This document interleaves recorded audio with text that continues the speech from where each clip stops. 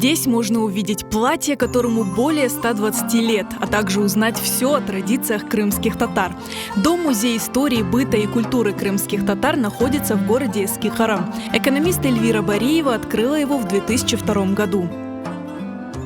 До депортации этот дом принадлежал семье крымских татар. Потомки этой семьи сейчас находятся в Москве, мы с ними связывались, они приезжали, крымские татары. После депортации крымских татар этот дом купила семья, русские здесь жили, а сразу после возвращения уже сюда, на родину крымских татар, этот дом купил художник Нури Якубов. И через некоторое время мы у него этот дом выкупили. Больших изменений этот дом не претерпел, архитектурных. В Старом Крыму дома строили вот именно такие. Окна смотрели во двор, из камня, который называется калыб, стены были толстые и крышу накрывали черепицей. Первыми экспонатами музея стали семейные реликвии Эльвиры Бариевой. Например, эти платья, пояс, кисет и марама принадлежали ее бабушке Инаед. Этот сосуд принадлежал нашей семье, где читалась молитва на воду. В этом сосуде очень красиво вырезаны буквы из Корана, а именно аят в Коране, который называется аят-ли Курса.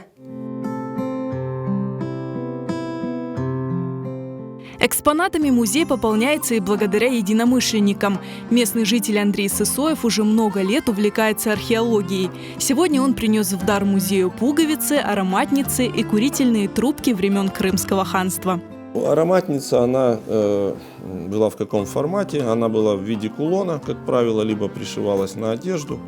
В отверстия закладывались пахучие травы, лепестки цветов, и девушки носили их, допустим, в течение дня, то есть на следующий день опять же убирались сухие растения, закладывались свежие, то есть, как духи в современной жизни. Любой человек после дождя может выйти в город, в Старый Крым, и на улицах неасфальтированных очень часто вымываются и монеты, и какие-то элементы курительных трубочек, украшений.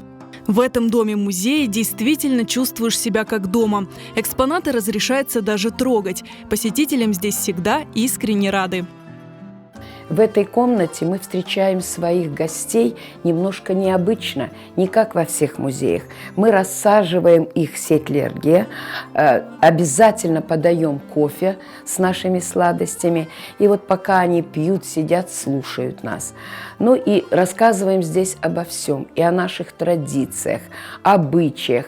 И если их интересует какая-то посуда или какие-то отдельные вопросы, мы стараемся на все вопросы ответить. В старину в крымско-татарском доме каждая вещь была настоящим произведением искусства. Даже, казалось бы, такой простой предмет, как игольница. Инелик, игольница. Вышивка, она выполнена, эта работа выполнена 19-й, начало 20 века. И на нем вышит именно растительный орнамент. Очень красивая вышивка. И пользовались вот здесь, вот внутри, была подушечка, куда вкладывались именно, втыкались иголочки. Экскурсоводы Райме Сефершаева и Дляра Сулейманова знают все о каждом экспонате. Большинству предметов уже больше 100 лет. Орнамент был чисто геометрический и растительный. Людей ничего это не изображали. Также кисет. Но кисеты носили у нас и мужчины, и женщины. Мужчины вот просто при себе могли табак носить. Любой кисетик. Но в основном дарила невеста.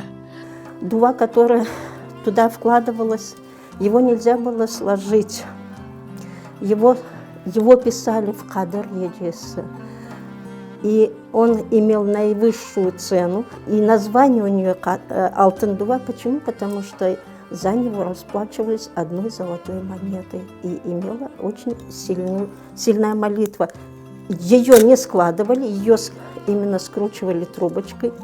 И для нее именно готовили вот такие хасиды, которые подвешивалась, носилась на шее как украшение. И в то же время она являлась оберегом. Музей истории, быта и культуры крымских татар состоит из 3 комнат – прихожей и коридора. Сохранилась здесь даже старинная печь. Ткацкий станок, сосуд для бузы, пояс с застежкой в виде кинжала и многое другое. Здесь каждый предмет дышит историей крымско-татарского народа и хранит тепло своих хозяев.